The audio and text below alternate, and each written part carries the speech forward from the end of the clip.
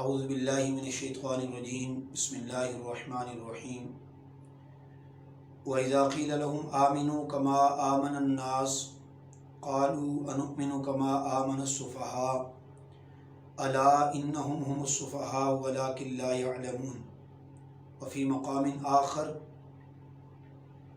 فَإِنْ آمَنُوا بِمِثْلِ مَا آمَنْتُمْ بِهِ فَقَدِ اهْتَدَوْا وفي مقام آخر والسابقون الأولون من المهاجرين والأنصار والذين اتبعوهم بإحسان صدق اللہ مولانا العظیم۔ واجب الاحترام، قابل صد احترام، معزز و مکرم ناظرین و سامعین، آج انتہائی ایک حساس اور اہم موضوع پر آپ حضرات کے سامنے چند ضروری گزارشات لے کر حاضر ہوا۔ گزشتہ دنوں جماعت اسلامی کے ایک مفتی صاحب جن کا نام امتیاز مروت ہے،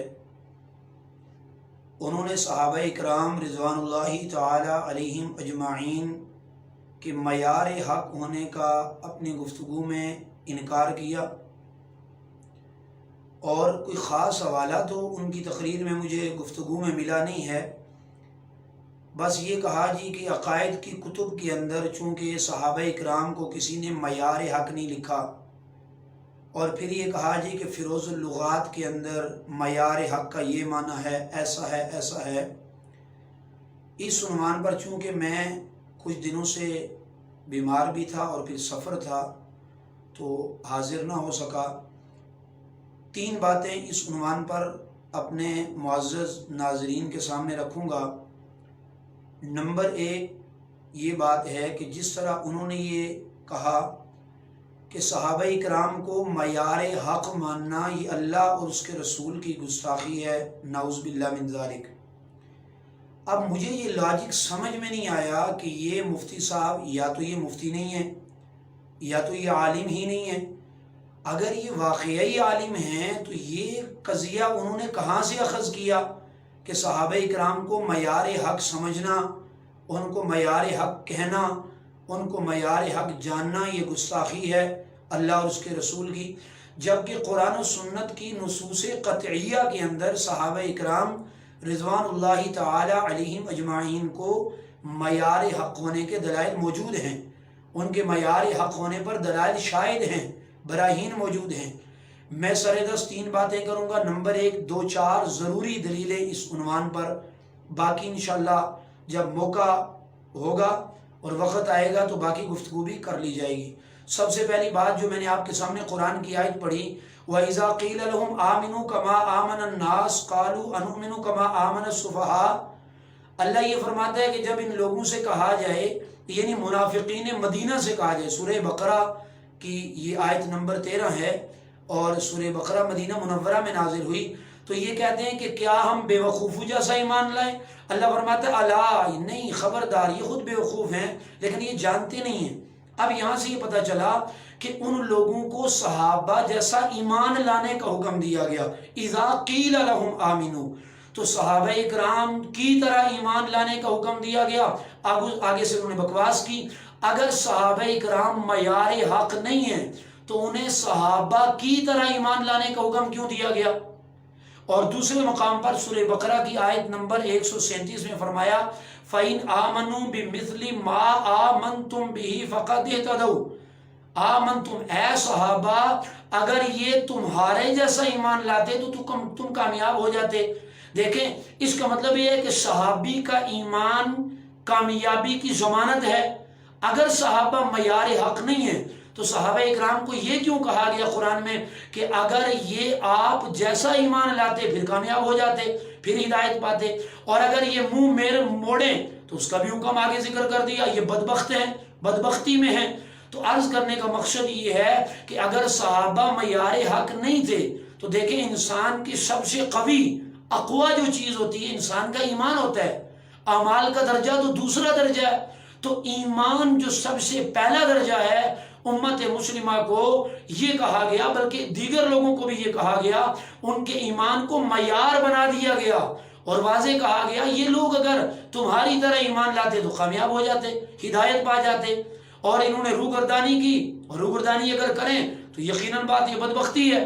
تو اگر صحابہ معیار حق نہیں ہیں تو اللہ نے یہ کیوں فرمایا کہ یہ لوگ تمہارے جیسا، اے صحابہ تمہارے جیسا ایمان لائیں؟ تو پتہ چلا صحابہ کا ایمان معیار حق ہے، یہ اس قابل ہے، اس کسوٹی اور معیار پہ پورے اترتے ہیں کہ ایمان صحابہ جیسا ہو۔ دوسری بات کہ یہ نہیں فرمایا کہ تم اپنا ایمان نبی جیسا لاؤ، کیوں؟ اس لیے کہ نبوت اور امت کے ایمان میں فرق ہوتا ہے۔ ہم نبی نہیں ہیں، باب نبوت بند ہو گیا، کوئی نبی بن نہیں سکتا۔ نبوت کسی قسم کی زمانی مکانی، کسی قسم کی مرتبی ذلی بروزی کوئی نبی دنیا میں موجود نہیں ہے۔ تو امت کا ایمان حضور کے ایمان جیسا، یہ نہیں کہ نبی کے ایمان جیسا نہیں ہو سکتا۔ تو لا مالا ہمیں اپنے ایمان کے معیار کے لیے نبی نہیں بلکہ امت میں کوئی چاہیے، اور قرآن نے اس کی واضح جہت متعین کر دی، فَإِنْ آمَنُوا بِمِثْلِ مَا آمَنْتُمْ بِهِ فَقَدِ اهْتَدَوْا۔ تیسری بات قرآن مجید نے تخصیص کے ساتھ فرمایا، سورہ توبہ کی آیت نمبر 100 ہے 11ویں پارے میں، فرمایا وَالسَّابِقُونَ الْأَوَّلُونَ مِنَ الْمُهَاجِرِينَ وَالْأَنصَارِ وَالَّذِينَ اتَّبَعُوهُمْ بِإِحْسَانٍ، کہ وہ جو لوگ سبقت لے کے ہجرت میں اور نصرت میں پہلے پہلے جنہوں نے ہجرت کی، پہلے جنہوں نے نصرت کی، فرمایا وَالَّذِينَ اتَّبَعُوهُمْ بِإِحْسَانٍ، اور جنہوں نے راضی خوشی خوشمندی سے ان کی اتباع کی، فرمایا اللہ ان سے راضی ہے اور وہ اللہ سے راضی ہیں۔ اب مجھے بتائیں سابقون الاولون من المہاجرین والانصار یہ صحابہ تھے یا نہیں تھے؟ بالاتفاق صحابہ تھے، تو پھر کیوں کہا گیا والذین اتبعوہم، ان کی اتباع کرنے والے وہ اللہ ان سے راضی ہے؟ کیا یہ معیار نہیں ہے؟ کیا یہ کسوٹی نہیں ہے؟ کیا یہ نمونہ نہیں ہے؟ حضور علیہ السلام کی ایک حدیث کا حوالہ دے کے میں بات کو ختم کروں گا کہ نبی علیہ السلام مشکات شریف اندر یہ حدیث اللہ کے پاک پیغمبر علیہ السلام نے فرمایا کہ بنی اسرائیل 72 فرقوں میں بٹی اور میری امت 73 فرقوں میں بٹے گی، ایک فرقہ ناجی ہوگا جو جنت میں جائے گا، باقی سارے کے سارے نار میں، دوزخ میں، جہنم میں جائیں گے۔ فرمایا صحابہ اکرام نے پوچھا یا رسول اللہ وہ طبقہ وہ فرقہ کون سا ہے کہ جو جنت میں جائے گا 73 فرقوں میں سے اور باقی دوزخ میں جائیں گے؟ فرمایا ما انا علیہ و اصحابی، وہ ناجی فرقہ، کامیاب ہونے والا فرقہ، جنت میں جانے والا طبقہ وہ ہے، وہ ما انا علیہ و صحابی، جو میرے اور میرے صحابی کے راستے پر ہوگا۔ اب سوال یہ پیدا ہوتا ہے اگر صحابہ معیار حق نہیں، صحابہ کا راستہ معیار حق نہیں، تو حضور یہ بھی فرما سکتے تھے، یہ بھی کہہ سکتے تھے کہ بنی اسرائیل 72 فرقوں میں بٹی، میری امت 73 میں بٹے گی، ما انا علیہ، کہ میں جس راستے پر ہوں امت اس راستے پر آئے گی تو وہ کامیاب ہوگی، باقی سارے دوزخ میں جائیں گے۔ فرمایا نہیں، ما انا علیہ و صحابی، جو میرے اور میرے صحابہ کے راستے پر ہوں گے۔ تو پتہ چلا حضور نے اپنے راستے کے ساتھ بالکل جوڑ کر برابر حضور صلی اللہ علیہ وسلم نے صحابہ کے راستے کو رکھا۔ دیکھیں حضور کا معیار حق ہونا معصومیت کے درجے میں ہے، صحابہ کا معیار حق ہونا یہ محفوظیت کے درجے میں ہے، حضور کا معیار حق ہونا نبوت کے درجے میں ہے، صحابہ کا معیار حق ہونا یہ امت کے درجے میں ہے۔ اس لیے بندہ کوئی یہ کہے کہ بھئی حضور بھی معیار حق، صحابہ بھی معیار حق، یہ کیسے ہو سکتا ہے؟ تو یہ تو ایسے ہی سوال ہے، کوئی بندہ کہے جناب استاد بھی مفتی شاگرد بھی مفتی، یہ کیسے ہو سکتا ہے؟ بھائی استاد بھی مفتی شاگرد بھی مفتی، لیکن مفتی کا درجہ الگ ہے، استاد کا مفتی شاگرد کا درجہ الگ ہے۔ یہ ایسے ہی ہے کوئی بندہ کہے جی دیکھو جی جو ہے نا وہ قرآن بھی روشنی ہے، حضور بھی روشنی ہے، اسلام بھی روشنی ہے، یہ کیسے آ سکتا ہے؟ تو بھئی حضور کا روشنی ہونا ایک الگ معنی ہے، قرآن کا روشنی ہونا الگ معنی ہے، اسلام کا روشنی ہونا الگ معنی ہے۔ تو حضور معیار حق ہیں درجہ نبوت میں، درجہ معصومیت میں،